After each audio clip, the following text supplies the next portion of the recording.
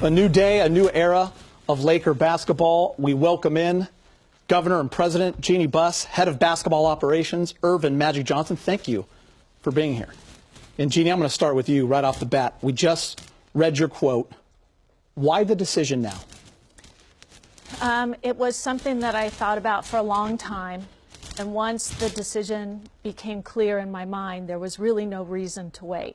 Wanted to get on it right away. And, you know, no time like the present. And Magic, you were here a few weeks ago, and you said, I'm diving right in. I'm going to be here during the day today. I'm going to gather as much information as I can. What can you share with us that led you to this point? Well, first of all, I think that coming back just to the organization that I love, the Lakers, and then I've known this woman who has been put in charge by her father, Jeanie Buss, and when we sat down for dinner and she asked me to come back, I think the timing was right. It was right for me to put my businesses aside and really concentrate on Laker business, try to build an organization that the fans can be proud of, build a winning culture around the Laker organization, both on the court and in the offices. Re-energize everybody that works for the Laker organization, and make sure our fans understand that, you know, we're here to win. Jeanie has always dedicated her life to winning and to making sure that the Laker fans are happy with the product that's on the floor. And with her leadership and her brother and her brothers and her sister, we're going to make sure that happens. And we have the right coach with Luke Walton, and we have a lot of great young players that we can build and make sure we develop, and hopefully they'll turn into the stars that we think they can become. Jeanie, now, what were some of the reasons for the decision today specifically, or did you just look at the big body of work? You know, the Lakers just haven't been winning for a few years. You know, Laker values are so strong. The purple and gold standard really dictated that the status quo wasn't acceptable. You know, to go from, 25 wins to 21 wins to 17 wins, to watch it erode like that, it was, it wasn't Laker basketball. It wasn't what this organization stands for, and so it was time for a change. And certainly when you look at the timing, people might ask, about the off season. Well, in the NBA, in today's NBA, there is no off season. You're constantly preparing for the draft, for the season, for summer league. There's always something going on. So there really was no time like the present. Jeanie, how hard was this for you on a personal level, because it involves your brother Jim and Mitch, who you've known for most of your life? This was a very difficult decision. It was probably so hard for me to make that I probably waited too long.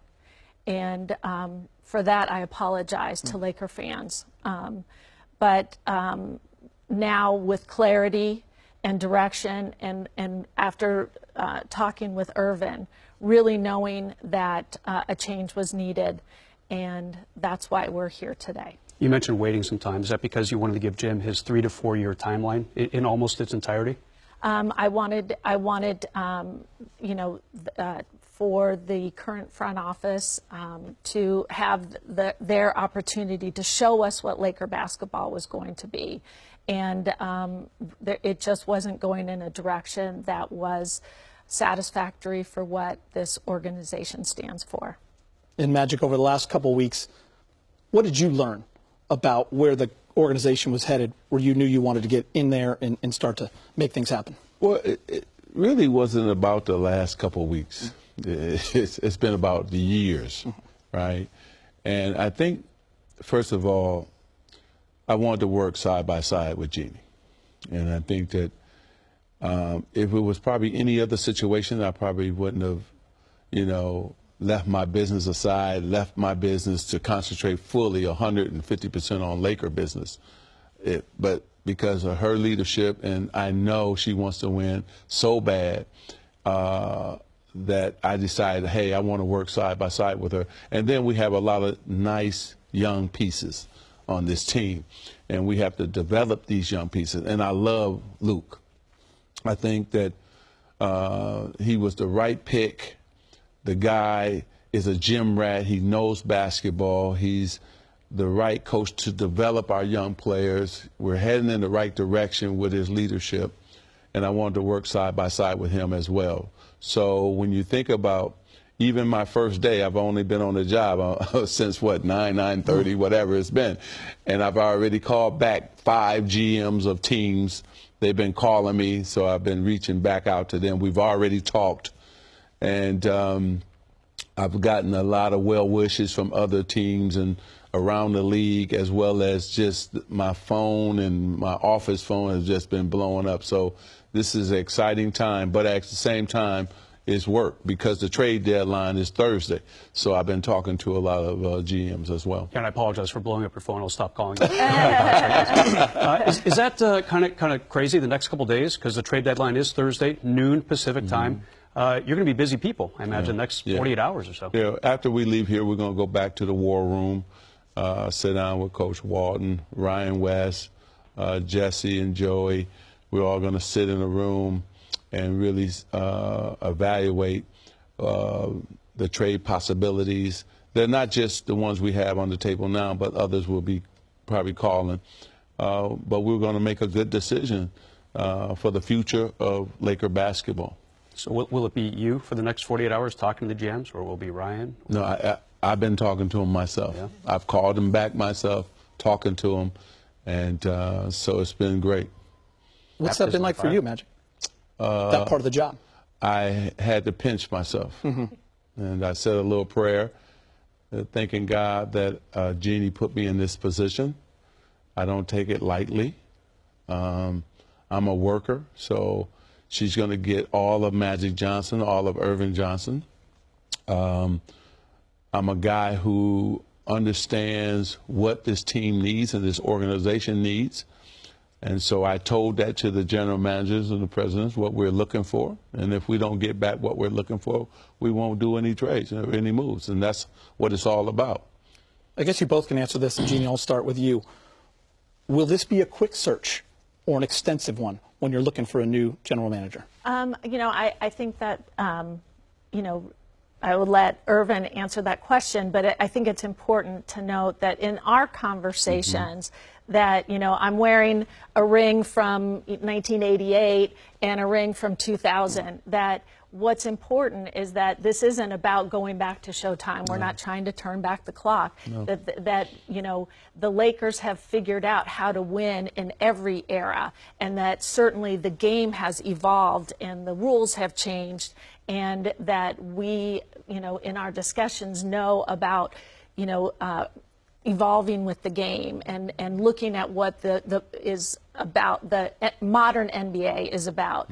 And so this isn't about, going to the past and recreating Showtime, because you can't recreate Showtime. That was a unique period in Laker basketball. This is about the future and about finding the right team for the style that Coach Luke Walton wants to play. Yeah, I don't know if we have enough goggles to get back to Showtime. Right? we need a couple of those.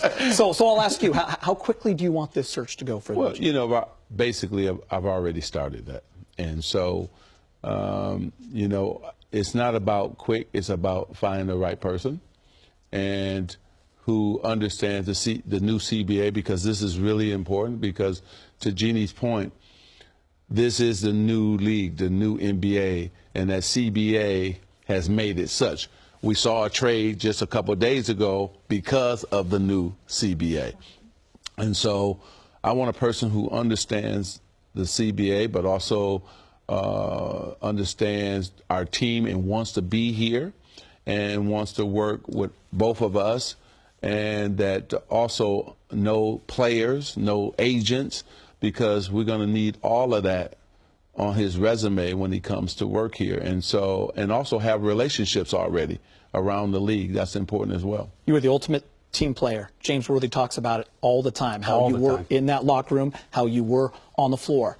What kind of personality does the GM need to have to be able to work with Magic? No, just have a work ethic like mine and be super duper smart.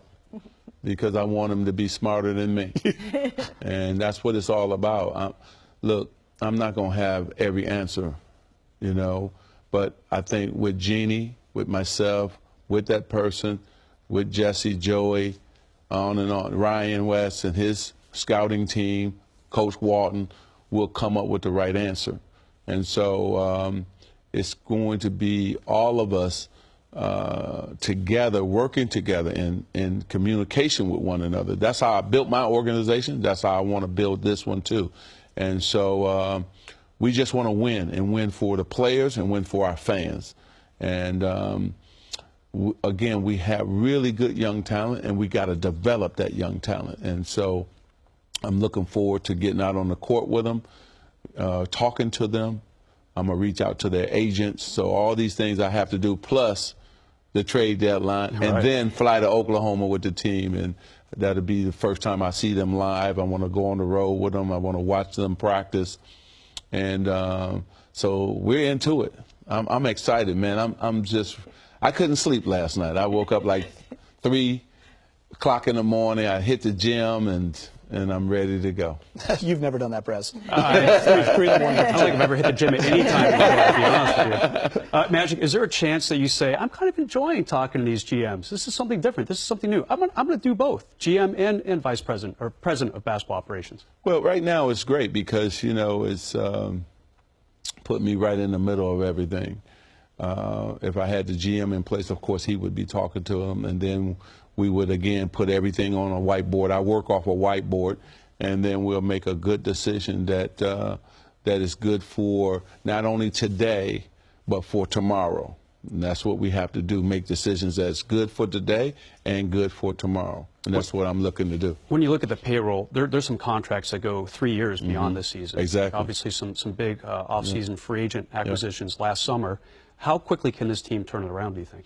Well, it's going to take us some while. I don't want to fool the fans, right? We're going to build this thing the right way. It's not a quick fix. I'm not a quick fix. I can't turn it around tomorrow, or I really would be Magic, right? But I think that what I'm smart enough to understand that if we do it the right way, then we can turn it around, and that's what I'm telling the fans out there, that we're going to do it the right way. The Laker organization has always been about best in class, and so we will continue that. And but there's no quick fix here. Now, we have some really talented guys. They got to get better. You know, we will use the end of the season and work on that, and then the off season they got to go to work, and then whatever we can do in the draft. And if we have money in terms of the salary cap, we'll add guys then. But it's about, right now, it's just about building the winning culture again. That's what it's about now. And as we get that, then I can make the moves necessary to put us in a place where we used to be, and that's championship basketball. Magic, how hard is learning how to navigate the new CBA? I'm sure that's going to be taken up most of your time as you get acclimated. So thank God for her naming, Jeanie, naming me as the advisor. Because I sat down with Jeanie and our team already working on that weeks ago. Yes. And getting an understanding of that. And then as we bring in the new general manager, both of us will go to school to learn the new CBA and understand the new CBA. And so, but I'm a guy who loves to learn. I love to read. I love to educate myself on what's going on. That's why it's exciting to build the new Laker. It's not about the old, what I did when I played, what Kobe did when he played. It's about this new. And I'm not going to come in telling them old stories about Showtime and all that. It's not about that. It's about them, the new Lakers. It's about having a clear direction and a clear strategy on how we're going to build this organization into a championship organization. And a new practice facility that we're moving into in the summer. Yeah, that's can't wait for that. And I think free agents and our current players are going to be so happy to see this I think, amazing practice facility, better than anybody else in the league. It's not going to be easy for us to get into that, by the way. You got to go through a lot of. Oh, I have no chance of getting good. into it. You might get into it. You're kind of. Magic, what's your short list look like for the GMs? Is it going to be like an outside of the box hire, maybe like an agent or that type of thing, or will it be a current GM whose contract might be expiring, or an assistant type of GM? Well, I think that I'm looking for somebody whose thinking is outside the box and who understands that salary cap and this new CBA is so important, and the new NBA. Because if you don't have a clear understanding of that, you're going to be in trouble as an organization. So, and then also have relationships already, because that's important. That they have relationships with teams, with players, with agents, and with the league. Jeanie, you've had so much support from Commissioner Silver and other owners around the league throughout the years. Have you reached out to him or him to you with the new direction of the Lakers? Yes, I spoke to Adam over the weekend, and again, he texted me today, and he's very supportive. He's a big fan of Irvin's, and it's important. The Lakers are one of the marquee brands in all of sports, and we haven't been in the playoffs, we haven't been relevant for a few years, and it's important to have a team like the Lakers represent our market well. When you sat down with Magic for your annual dinner last month, did you know going to that dinner you're going to ask him to join the club, or did it just kind of evolve during that meal? It evolved from that, and really what it was that Irvin called me because of my announcement about my relationship with Phil Jackson ending, and he called me to see how I was doing. And just to, he is like family to me, that I've grown up with him, and he was worried about me. And I said, well, let's have dinner soon. And so we had dinner in January. And that's really where it just seemed that the connection was right, and, started talking and brought him in as an advisor. And it's just, I think everything has just kind of opened up the right way, and the timing is right, and I couldn't be happier and more proud. I think Dr. Buss would be really smiling right now seeing us together. And she doesn't get to have to adjust or learn a new person. I don't have to adjust or get to know a new owner, right? She's my boss, but my sister at the same time. So I think it works out great because we already know each other, and we're both driven to win. We're both competitors. We want to get this franchise headed in the right direction. You mentioned the youth earlier, the young players. You've had about 3 weeks since you joined the team. What has been your analysis of the players individually? We're talking Ingram, D'Angelo Russell, Julius Randle, and some of the other young guys too. I think all three of those guys, when you think about the ceiling is so high for Julius Randle, you think about D'Angelo, and you can see him coming, getting better and better. And Brandon, I just love him. I think he does so many things to affect a game, right? And he's all over the place. He play great defense. He can block shots. He can take it coast to coast. He can make good passes. He can shoot from the three-point line.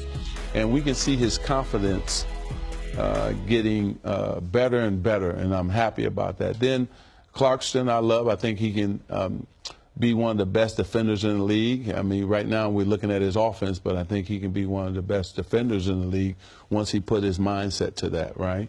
And then we still got guys, that big man down middle, I'm going to call him Big Z, Zubac. I think he has really established himself as a quality backup center, and I would like to see him get even more minutes. I want to see how many minutes can he play? That's going to be important. Can he get his body used to playing 30 minutes a game, 25 minutes, So I think Luke is really going to work with him to see how we can develop him. And then Larry Nance Jr., the guy, he reminds me of a guy who filled up the stats and you just didn't know he did all those things, right? You don't know that he had 8, 9 rebounds. You didn't know that he scored 10 points, and then he shut down the guy that he was guarding. He's one of the smartest players, not just on our team, I think in the league. You can see his father taught him a lot. He's a true team guy. Yes, Yeah. yes, and I love him. I like to call him, if I can interrupt, what do you need? Yes. The guy that goes, what do you need, Yeah. Coach? What do you want me to Just do? put me in. Rebound, defense, scoring, He's what that do you guy. want? Yeah. He's that guy. We had a guy like that named AC Green. That's right. That's right. Just, you know, when you think about AC, I think you're right. And so when you look at our team, and then you still got great veterans.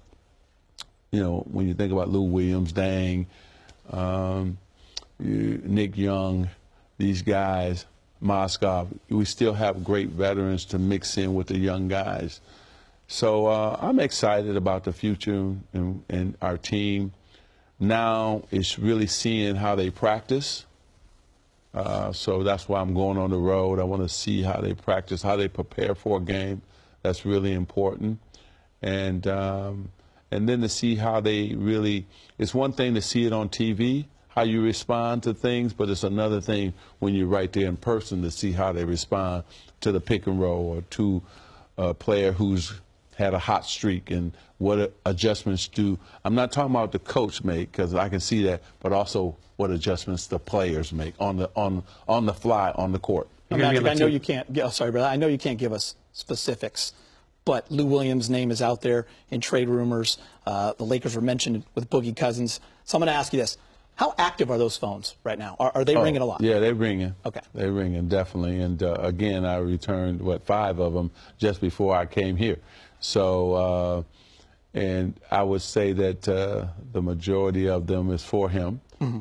But I won't go into anything other than that. I'm not going to be a guy who's telling the press or people what moves we're making or who's looking at who, because that's not how I'm going to run this situation. So I'm going to just say that today, and then I'm going to end it there. And but I will say this, Lou, first of all, I hope that he wins Sixth Man of the Year because he's playing like that. That's number one. Number two, he's a valuable guy in the locker room and on our team. And then number three, which is the most important thing, he's got a good contract for us as a Laker organization. So if you're going to get him, it's going to take a lot to get him. Now, are you going to go to OKC on the team plane? Because Yes, if you I are, am. can we sit by each other Yes, and talk for a while? Yes, I'm going to be on the team plane. I want to spend some time with Coach Walton.